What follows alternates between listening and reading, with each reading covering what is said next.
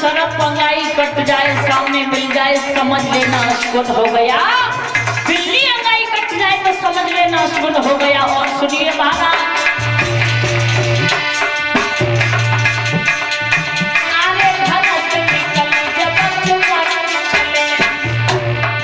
किसी बहन का भाई, किसी पत्नी का पति, किसी मैया का लाला अगर प्रदेश में जा रहा है बताओ, आरे घर से निकले जब मर चले कौन पिया से बेटी भाई।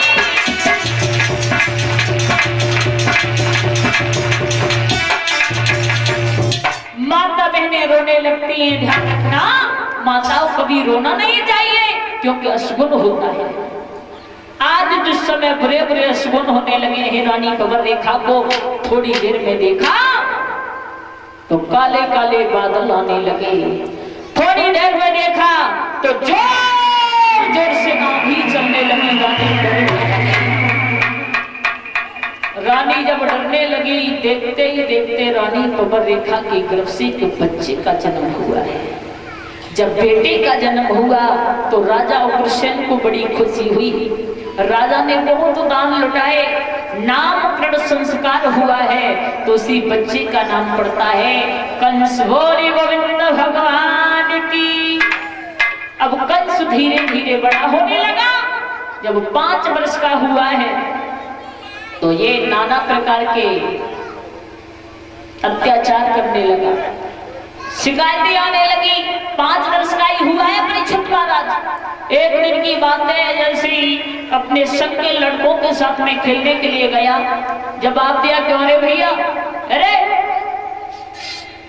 तू हमें जानता नहीं है, हम तुझसे ही बात कर रहे हैं। किनसे? हमसे? हाँ। क्या कह रहे हैं जी बताओ कि आज तू क्या खाई के आओ अपने घर से, सही सही बताइए। पहले गाय पूछो और बाय पूछो, ताकि बाद हमें पूछो। पहले हम तो पूछेंगे हमें? हाँ। हमने का ज्यादा खाओ तो बताए ना फिर क्या खाई के आओ तू। हमने? हाँ सही सही बताइए, सही सही। महाराज हाँ हमने बहुत अच्छी चीज खाई। अच्छी चीज? भला का अच्छी चीज खाई, नाम नहीं बाको। हमने? हाँ हमने वो चीज खाई, बताए महाराज मुंह पानी आ जाएगा। अच्छा इतनी अच्छी चीज खाई भैया, तेने ऐसी क्या चीज खाई है जो मेरे मुंह में पानी आ जाएगा? तो कोई मिली ना पानी बहुत बड़ी बड़ी मेवा डाली है। मेवा तो अच्छा जी बता, क्या डालू? चल हम बताएंगे क्या खा के आया है। बामे बेना है का बहुत बड़े बड़े माल डरे।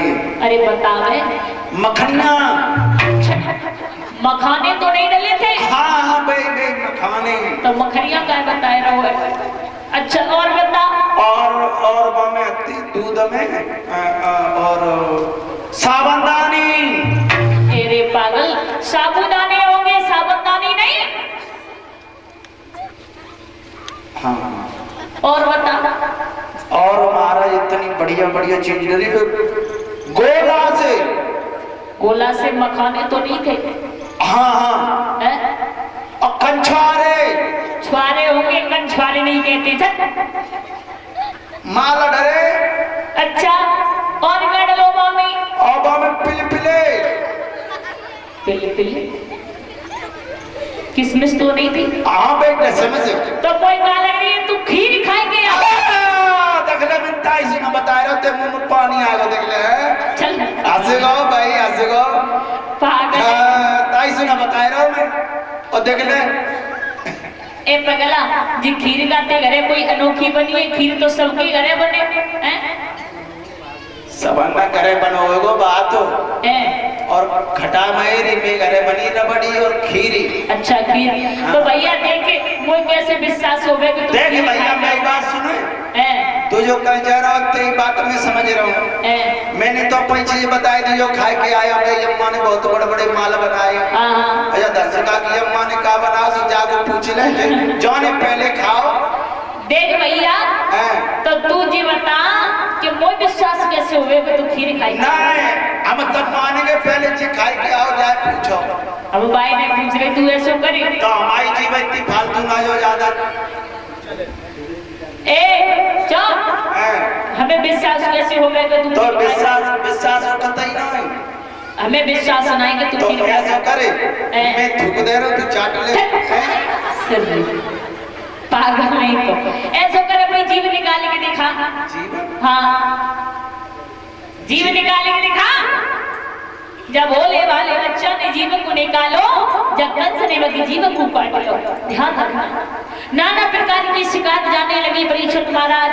जैसे जी 18 वर्ष को भाव तो 18 वर्ष के 10-20 लड़के इसके साथ में। और तुम जानते ही हो अगर बड़े बाप को बेटा हो तो इच्छी में जाता वैसे लग जाता है। एक दिन की बात है कि अपनी टोली को लेकर के जैसे ये कंस आगे के लिए चला तो कुछ लड़कियां दही बेचने के लिए जा रही थी। रास्ता में मिल गया, ए लड़की कहिए।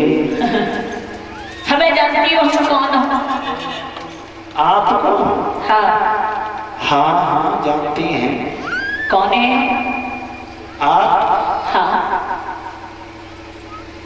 आभूषणों से तो पहचान हो रही है।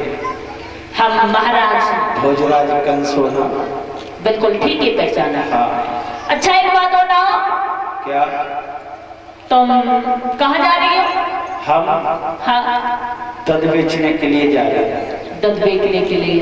हाँ। अच्छा एक बात बताओ, तुम में से शादी कितने की हो गई, कितनी अभी कुंवारी हो? देखो हमारी इन्हें की शादी हो गई, इन्हें की नहीं भाई। अच्छा तो तुम्हारे पिता ने तुम्हारी शादी कहाँ करी? हमारे पिता ने गोकुल में तय करी। लड़की मथुरा के लड़के क्या मर गए थे तुम्हारे पिता शादी करने के लिए गोकुल में पहुंचे? तुम्हारी खैर नहीं है, हमें जानती हो। लड़कों से कहा कि जिनकी शादी हो गई है उन्हें एक वृक्ष से बांध दो और तब तक 100 वर्ष उनकी चीख बंद नहीं हो जाए। वो जो कुआरी है वो बेचारी कप रही है, खड़ी खड़ी। जवाब दिया मेरे मुंह की तरफ क्या देख रही हो? कपड़े उतारा और कपड़े उतारने के बाद में नग्न अवस्था में जमीन पर छाती के बल चल करके दिखाओ। ध्यान रखना, बेचारियों ने कपड़ों को उतार दिया। आज नग्न अवस्था में जैसे ही चली है, लेकिन भैया नंगी करके और चलवाया छाती के मलिए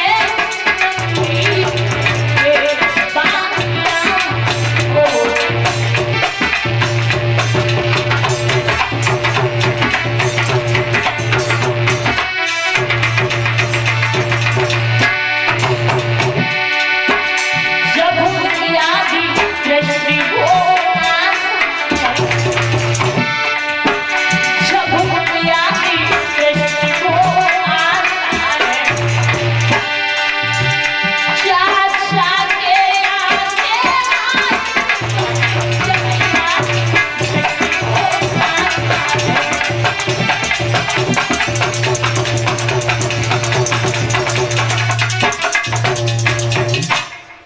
मेरे भैया बेचारी अपने अपने घर पहुंची। जैसे ही पिताओं ने बेटियों की हालत देखी, खून खोल गया। जब आप ये तुम्हारी बेटी की हालत किसने की है? बोले हैं महाराज जो कंस का बेटा है, क्षमा करना महाराज उग्रसेन का जो पुत्र है कंस, उसने। चलिए हमारे साथ आ लेकर के जैसे ही चले हैं उग्रसेन की सभा में पहुंचे। महाराज की जय हो, महाराज की जय हो। वो राजा प्रजा को पुत्र के समान रखने वाला राजा था। शेर बकरी एक घाट पानी पीते थे। राजा ने जैसे ही देखा, बोलिए क्या बात है महाराज, हमारी बेटियों को देख रहे हो? हाँ, लेकिन ये तुम्हारी बेटियों की हालत किसने की? तुम्हारे बेटा कंस ने। राजा का खून खोल गया। मंत्री से कहा, मंत्री मेरे बेटा कंस को मेरे सामने हाजिर किया जाए। जैसे ही देखा तो कंस झूमता हुआ चला आ रहा है। पिताजी की तरफ मेरा प्रणाम स्वीकार हो। खुश रहिए, खुश रहिए। ये पिताश्री कैसे याद किया? याद हमने ऐसे किया कि जो सभा में बेटियां खड़ी हैं, क्या तू इनको जानता है? अच्छा, लड़कियों को? हाँ, अच्छी तरह से जानता है, अच्छी तरह से। हाँ। तो पूछना ये भी चाहते हैं कि जो इनकी हालत की है, क्या तूने ही की है? पिताश्री, हाँ, ये शुभ काम मैंने किया। क्या कह रहा है? शुभ काम? हाँ। शुभ काम बता रहा है? हाँ, क्या हुआ? अच्छा एक बात बता। हाँ। तेरी बहन देवकी है? हाँ। उसके साथ में ऐसा किया जाए तो तुझे? पिताश्री, क्या बात है? अगर मेरी बहन की तरफ किसी ने अंगुली उठा कर भी देखा, उसकी भुजा करवा दूंगा। अच्छा। हाँ। तो तेरा क्या होना चाहिए पहले तू ये बता। पिताश्री, हाँ, तुम मेरे पिता हो इसलिए। अच्छा। तो मेरा नाम जानते हो?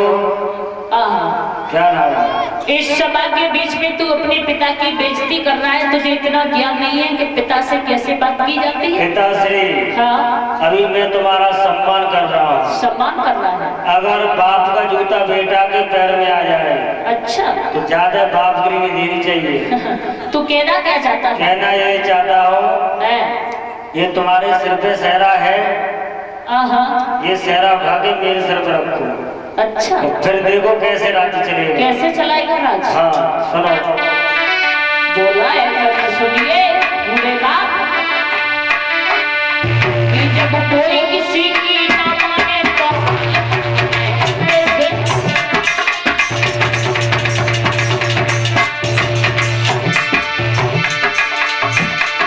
जब कोई किसी की ना माने तो हाल मान जाए कैसे?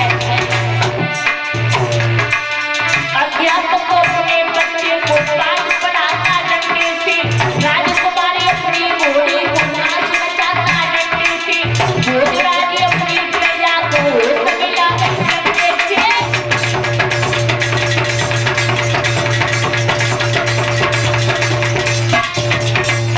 कंस बोला मैं 3 तक कहूंगा, अपने सिर का ताज मेरे सिर पर नहीं रखा तो उठा करके जमीन में मार दूंगा। तो कह नहीं पाई, तब तक राजा उग्रसेन ने अपने हाथों से लिया और जमीन पर रख दिया।